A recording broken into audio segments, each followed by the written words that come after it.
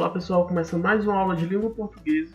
Na aula de hoje a gente vai falar um pouquinho sobre HQ, né, ou histórias em quadrinhos. Então é um conteúdo muito comentado, né, um conteúdo bem divertido de se trabalhar.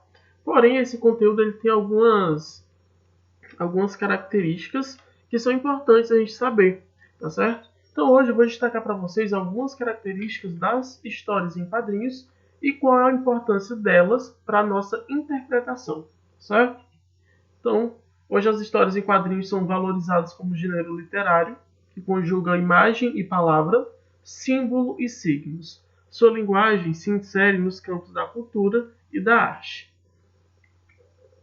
O primeiro passo para usar os quadrinhos em sala de aula é não ter medo e começar a se familiarizar com a sua linguagem.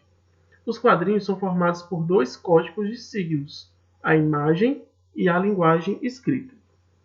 Professor, explica o que está dizendo isso. Então, gente, a história em quadrinho, ela tem uma característica básica, né? Eu tenho dois tipos de linguagem. Eu tenho a linguagem verbal, né? Que é aquela linguagem realmente escrita, e eu tenho a linguagem não verbal, que é aquela linguagem que não utiliza palavras, e sim imagens. E essas imagens, de certa forma, elas complementam, olha aí, elas complementam a mensagem passada pela linguagem verbal. Então as duas elas estão interligadas. Então para mim interpretar uma história em quadrinho, eu tenho que observar tanto a imagem como a fala, né? No caso a falinha escrita nos balões. Então isso é muito importante, tá certo? Então assim, o leitor de HQ é basicamente um coautor da história, pois interpreta os personagens. Além dessa questão ainda da linguagem verbal e não verbal, a gente tem que saber que cada personagem ele é único. Então, tipo, quando eu estou falando de alguns personagens, como a gente viu anteriormente da Turma da Mônica, eu sei, por exemplo, que o Cebolinha ele fala errado, eu já sei que o Cascão ele não gosta de tomar banho, eu já sei que a Mônica ela é muito brava. Então, tudo isso são o quê? Além da linguagem verbal e não verbal, ele tem as características de cada personagem. E essas características elas são pré-definidas pelo autor, e quando o público ele se identifica com a história em quadrinho, ele acaba se familiarizando com essas características, e essas características fazem toda a diferença na interpretação de uma história em quadrinho. Características de um HQ. Uma história em quadrinho tem características próprias que ajudam a diferenciá-las de ilustrações comuns. Essas características podem ser identificadas facilmente. Então a gente vai ter o quadro ou requadro, né? Então isso daí vai ser o quê? Vai ser a moldura em que a história vai ser inserida. No caso eu vou ter o quadradinho, dentro desse quadrado eu vou ter a imagem, né? A cena que está se passando, e aí eu vou ter as falas dos personagens, tá certo? Então aí a moldura da história em quadrinho a gente chama de quadro ou requadro. A gente vai ter aí do recordatório. Então, o recordatório, gente, vai ser a fala do narrador.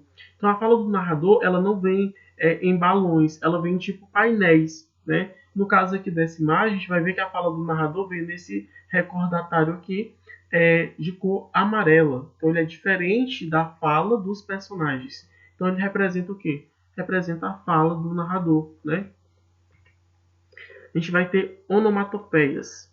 Gente, as onomatopeias nada mais são do que representações de palavras que indicam sons. Então a gente vai ter sons de coisa quebrando, de tiro, de batendo em algo, de soco, de pingo, tudo isso. Todas as onomatopeias elas vão representar sons, e aí a gente pode identificar que sons são esses a partir da imagem, né? Muitas vezes a gente até não conhece a onomatopeia, mas quando a gente vê a imagem, a gente já consegue identificar. Então, tudo é uma conexão de linguagem verbal, não verbal, né? E ali das expressões, né, dos personagens. Tudo isso é muito importante. Então, quando eu falar em onomatopeias, são aquelas palavras que representam os sons, né, os ruídos produzidos pelos animais ou por pessoas. A gente vai ter também, gente, algo muito interessante nas histórias em quadrinhos, são as linhas cinéticas. O que são isso, professor? Linhas cinéticas.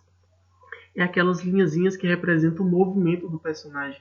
Então a gente vê aqui nesse quadradinho que a Magali ela está chegando próximo ao Cebolinha, né? Então, quando ela está chegando próximo, a gente vê umas linhazinhas cinéticas que representam que ela se movimentou. Outro caso aqui, que onde aparece essa figura da Mônica, né? Com o rosto em dois lados, e aí tem essas linhas cinéticas aí formando de forma curvadas, né? Como se fosse um círculo, que representa que ela está movimentando a cabeça. Então, essas linhas representam o movimento dos personagens. A gente vai ter também metáforas visuais. Talvez esse daqui vocês não tenham ouvido falar, né? Mas essas metáforas em desenhos, elas indicam um sentimento ou um acontecimento.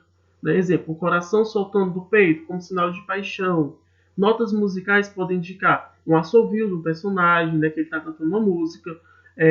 Pode identificar uma música, né? No caso aí delas, estão identificando que tem uma música que eles estão dançando. Então, isso são metáforas visuais. Eles expressam um acontecimento, né? Ou um sentimento, e a gente vê a partir da imagem, tá certo? E aí a gente chega numa parte muito importante. Gente, os balões são muito importantes na história em quadrinhos, né? Você vai ver que os balões eles são sempre escritos em letra bastão, né? Ou a conhecida letra de forma. Esses balões eles podem ter diferentes formatos e cada formato desse representa algo, né? Representa uma maneira como o personagem ele está se comunicando. Então, cada um deles eles representam algo distinto dentro da história em quadrinho. Então a gente vai ter aquele balão da fala, que é o balão comum, né? A gente vai ter esse balãozinho aqui, ó, em forma de pensamento, tá certo? Olha aí, pensamento. Tem balões em formas de grito, né, que são dessas formas mais pontudas. A gente vai ter o balão de cochicho, que é esse balãozinho aí tracejado. A gente vai ter o balão de amor, né, em forma de coração. E ainda o balãozinho de ideia. Balão de pensamento. Ele indica o que o personagem está pensando naquele momento. Né? Então aí a gente vê o que está passando pela cabeça do Cebolinha nesse momento. Balão de diálogo, né? Então representa aí as falas normais, são esses balãozinhos comuns, né, na história em quadrinho. Balão de grito, a gente pode ter ele de duas formas, né? Ele pode ser, pode vir, né, como um balão normal, porém as palavras em negrito, porque quando está em negrito identifica que houve uma alteração na voz, ou ele pode vir também diferenciado, ele pode vir aquele balãozinho tremido, né, que representa que está gritando. Balão coletivo, a gente chama também esse balão de balão unissono, né? É quando mais de um personagem fala ao mesmo tempo. E aí nesse balão a gente vai ter direcionado aos personagens que estão falando, certo? A gente tem o balão duplo. O balão duplo é para dar continuidade a uma fala. Exemplo, um personagem ele vai falar, ele vai fazer duas sequências de falas seguidas. E aí não tem necessidade de eu puxar dois balões para ele. Eu puxo um balão duplo. Então, que indica o primeiro balão maior foi a primeira fala que ele disse. E o segundo, que está ligado a ele, foi a segunda fala. Então, é muito, muito fácil. Então, o balão duplo é a continuidade aí da fala. E essas são as características básicas, tá certo? Eu fui resumir bastante, para não ficar tão extenso. Então, assim, muito importante para a interpretação. Para eu interpretar a história em quadrinhos, para eu resolver questões com história em quadrinhos, eu preciso saber dessas características básicas. Então, só foi um momento mesmo de relembrar.